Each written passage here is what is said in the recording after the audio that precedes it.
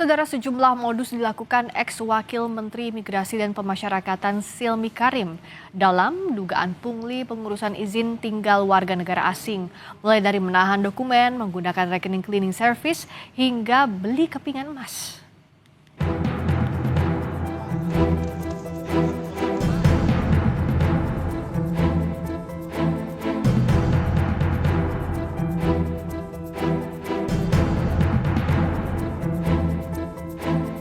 Penetapan tersangka terhadap ex-wakil Menteri Imigrasi dan Pemasyarakatan Silmi Karim menguak praktik pungli visa warga negara asing di Kementerian IMIPAS. KPK mengungkap praktik korupsi ini dilakukan Silmi dan 7 pejabat Kemen IMIPAS secara terstruktur dari daerah hingga pusat untuk pengurusan izin tinggal sementara WNA saat menjabat sebagai Dirjen Imigrasi periode 2023-2024. Pada saat dia submit inilah mulai ada pungutan. Kalau dia tidak memberikan, nggak dikirim-kirim, gitu, ditahan.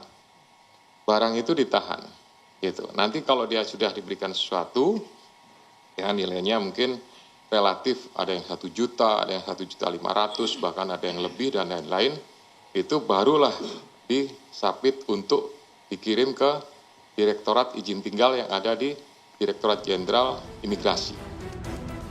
KPK juga menemukan aliran dana pada 96 rekening yang terkait dengan pegawai Kemen IMIPAS selama 2019 hingga 2025 dengan total nilai mencapai 366,7 miliar rupiah.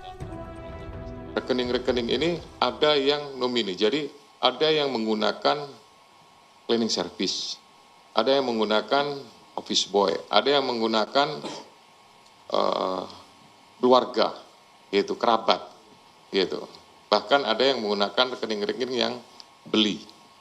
Para oknum, ada pihak-pihak di Direktorat Jenderal Imigrasi yang setiap pekan di hari Jumat, ya salah satunya kepada saudara SK ini, diperkirakan menerima jatah sekitar 100 juta rupiah per minggu.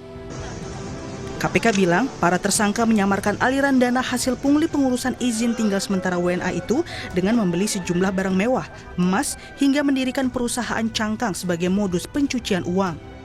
Dalam kasus ini, KPK menyita barang bukti berupa 7 mobil, 15 motor, hingga aset kripto. Jumat kemarin, KPK juga menyita sejumlah kendaraan mewah dari rumah Silmi, seperti 2 mobil sport, 10 kendaraan roda 2, seperti Vespa hingga Harley Davidson, serta perhiasan. KPK juga menyita 500 gram emas dari para tersangka, di mana kepingan-kepingan emas itu digunakan untuk membayar rumah. Menteri Koordinator Bidang Hukum, HAM, Imigrasi, dan Permasyarakatan Yusril Ihza Mahendra mengaku sering menerima laporan dugaan pungli di lingkungan imigrasi.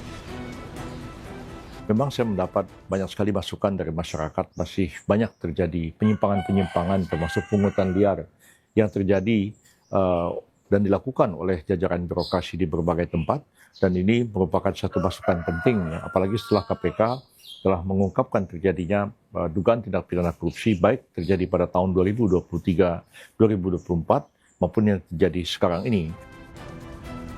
KPK bilang nilai total dugaan pemerasan dalam kasus pengurusan izin tinggal WNA ini mencapai ratusan miliar rupiah.